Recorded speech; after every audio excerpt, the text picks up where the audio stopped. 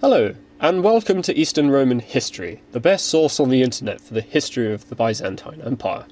I'm your host, Daniel Maynard, and in this video I would like to read to you and comment on a very interesting passage in the Chronographia of Michael Psellos, Sewter's translation.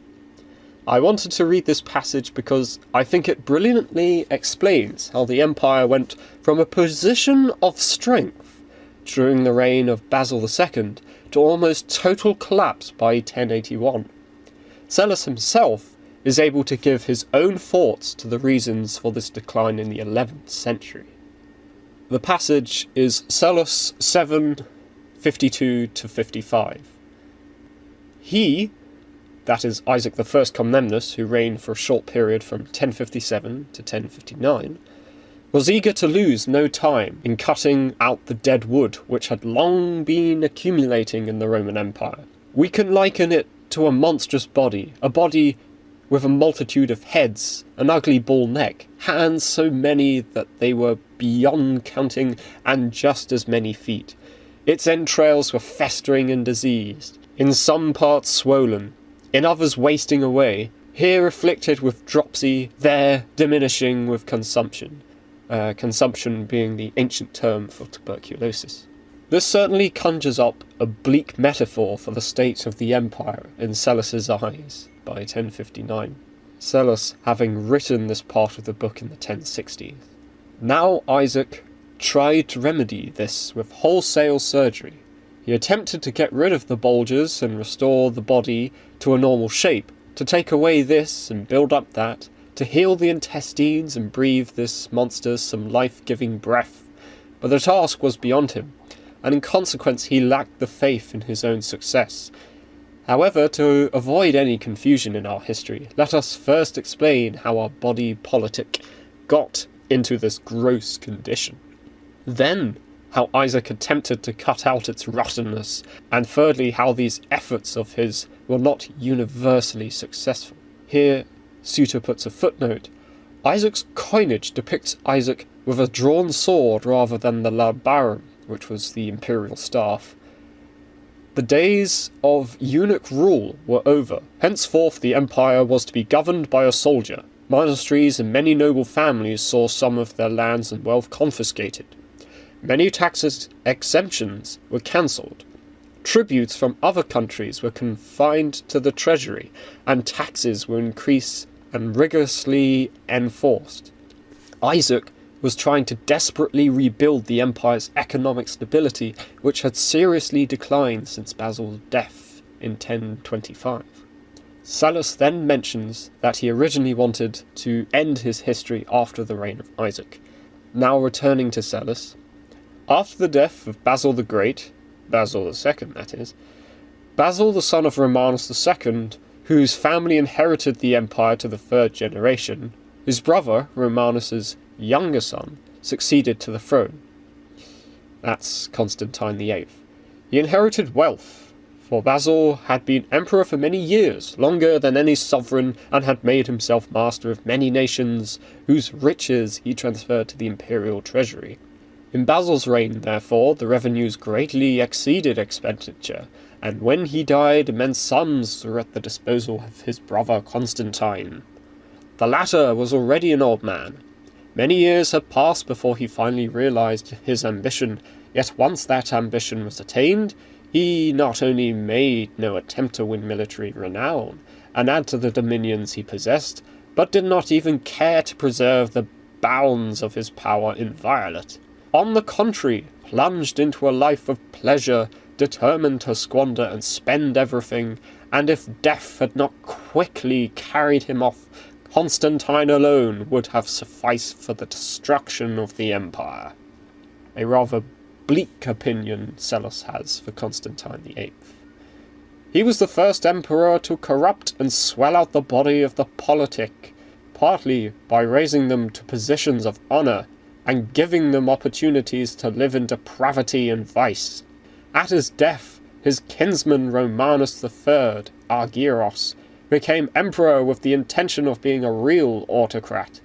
The family of the Porphyrogenitai, the purple-born that is, the Macedonian dynasty, was now extinct, and Romanus's ambition was to lay firm foundations of a rival dynasty. In order, therefore, that the civil population, as well as the military class, might be ready and willing to accept the hereditary succession in his own family, he proceeded to anticipate their approval with distribution of largesse on a generous scale, thus adding to a body which was already gross and aggravating the disease, and filling the corrupted parts with superfluous fat.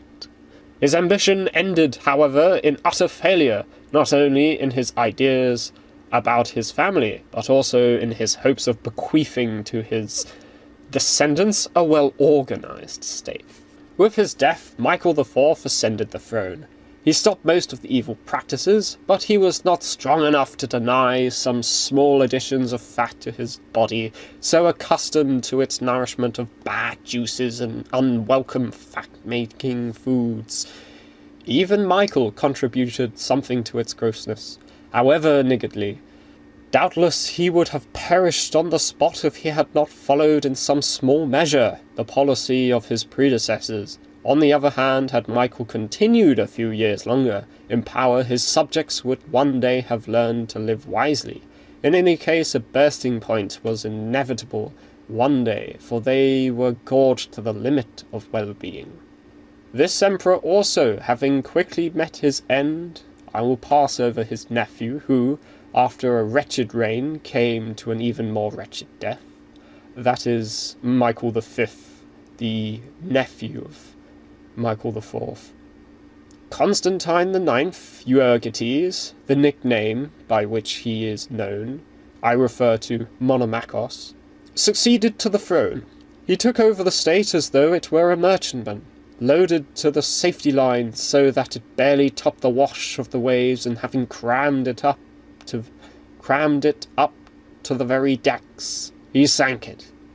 To put it more plainly, and at the same time revert to my former comparison, he first added a host of new limbs and new parts to a body already long corrupted, injected into its entrails liquids even more unwholesome, and then, having done this, took it out of its natural state and deprived it of peaceful and civilized existence.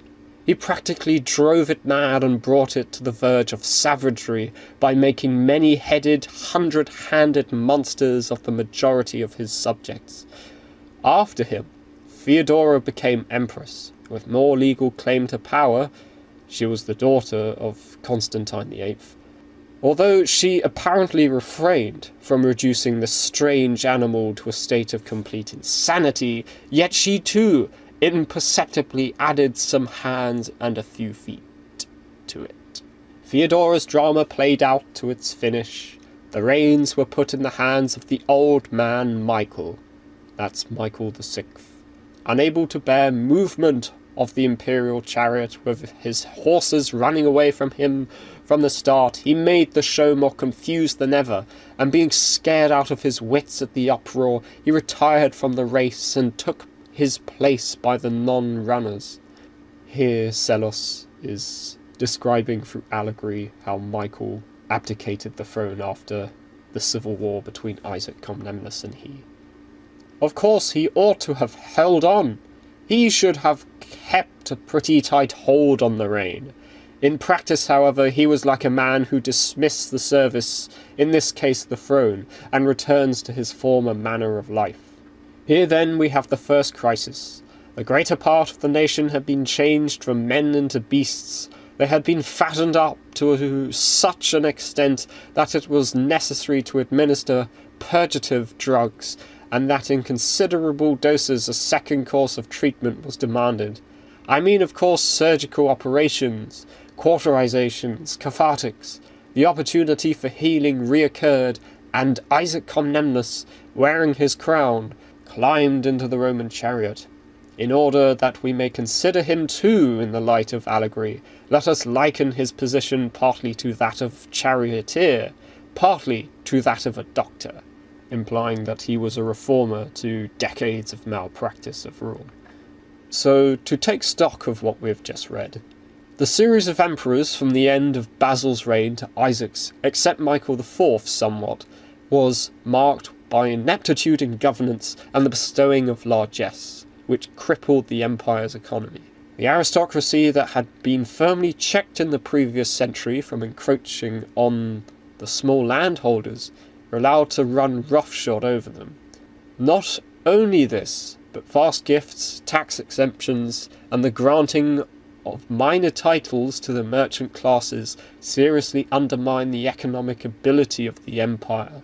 For instance, in the reign of Constantine IX, the gold content of the solidus was reduced from 90% to 70%.